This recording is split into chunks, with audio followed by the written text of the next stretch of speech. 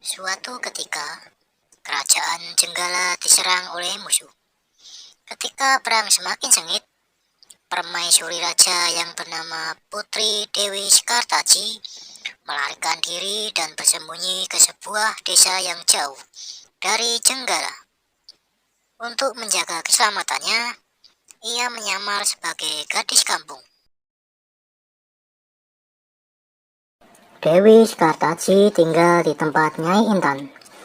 Nyai Intan adalah seorang wanita kaya yang mempunyai 3 putri, yaitu Kelenteng Abang, Kelenteng Hijau, dan Kelenteng Biru.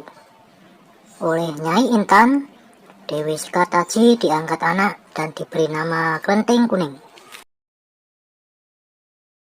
Setelah keadaan di kerajaan Jenggala kembali tenang dan aman, sang pangeran mencari jejak istrinya. Ia pergi dan menyamar menjadi seorang pangeran yang sedang mencari jodoh. Panji Asmara Bangun menyamar dengan nama Ande Ande Lumut, lalu membuat sayembara. Dalam waktu singkat, berita sayembara itu tersebar jauh hingga ke desa si Kelenteng Kuning. Kelenteng Abang, Hijau, dan Biru mendengar kabar sayembara itu. Mereka sangat senang dan ingin mengikuti sayembara itu. Kita harus berhias agar terlihat cantik dan memikat hati sang pangeran, kata Kelenteng Abang. Benar sekali, kita akan memakai pakaian dan perhiasan yang paling bagus, kata Kelenteng Hijau. Hai Kelenteng Kuning, kamu tidak usah ikut sayembara ini. Kamu tidak pantas mendapatkan pangeran. Lebih baik kamu mencuci baju di sungai, perintah Kelenteng Abang sinis. Ketika Kelenteng Kuning sedang mencuci di sungai, tiba-tiba seekor burung bangau datang menghampirinya. Anehnya, burung itu bisa berbicara dan kedua kakinya menggenggam sebuah cambuk. Wahai Tuan Putri, pergilah ke desa Dadapan mengikuti sayembara itu. Di sana Tuan Putri akan bertemu dengan Panji Asmara Bangun. Bawalah cambuk ini, siapa tahu nanti dibutuhkan, ujar sang bangau sambil meletakkan cambuk itu di atas batu. Burung bangau itu lalu terbang ke angkasa dan menghilang sebelum Kelenteng Kuning menjawabnya. Kemudian Kelenteng Kuning kembali ke rumah dan berangkat menuju desa Dadapan. Sementara itu, di tepi sungai Bengawan Solo, ketiga saudara dan ibu angkatnya bingung karena harus menyeberangi sungai, tetapi tak ada perahu. Bagaimana cara kita menyeberang, Bu? Tanya Kelenteng Hijau dan saudarinya. Lalu mereka melihat seekor kepiting raksasa. Kepiting itu adalah Yuyu Kangkang, utusan Ande Ande Lumut. Dia diutus untuk menguji para peserta sayembara yang melewati sungai tersebut.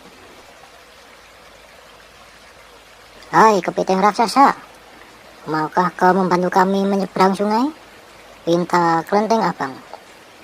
Yuyu Kangkang tertawa lebar. Hahaha, aku akan membantu kalian, tapi ada syaratnya, kata dia. Apapun syaratmu, kami bersedia. Yang penting kami bisa menyeberang, jawab Kelenteng Abang.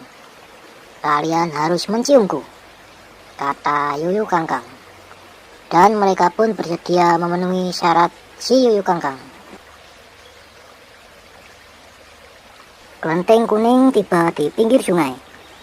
Yuyu Kangkang mengajukan syarat yang sama, tetapi Kelenteng Kuning menolak. Dia tidak ingin mengkhianati suaminya. Berkali-kali Kelenteng Kuning memohon, tetapi Yuyu Kangkang tetap menolak.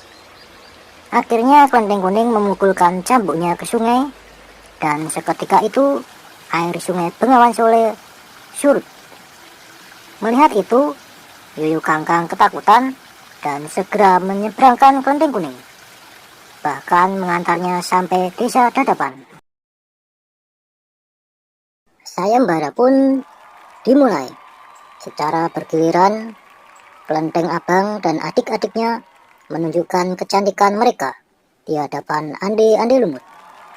Namun tak seorang pun di antara mereka yang dipilih oleh Ande-Ande Lumut.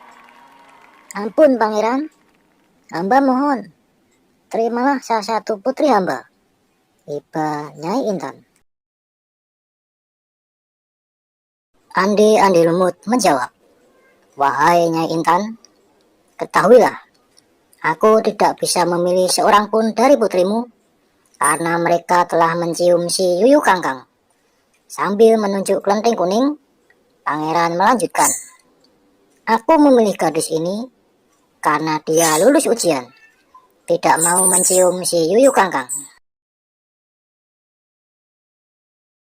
Nyai Intan dan ketiga putrinya baru sadar bahwa mereka ditolak oleh Ande-Ande Lumut karena tidak lulus ujian. Kemudian Ande-Ande Lumut membongkar penyamarannya dan mengatakan bahwa dia adalah Panji Asmara Bangun. Kelenteng kuning sangat bahagia karena bertemu lagi dengan suaminya.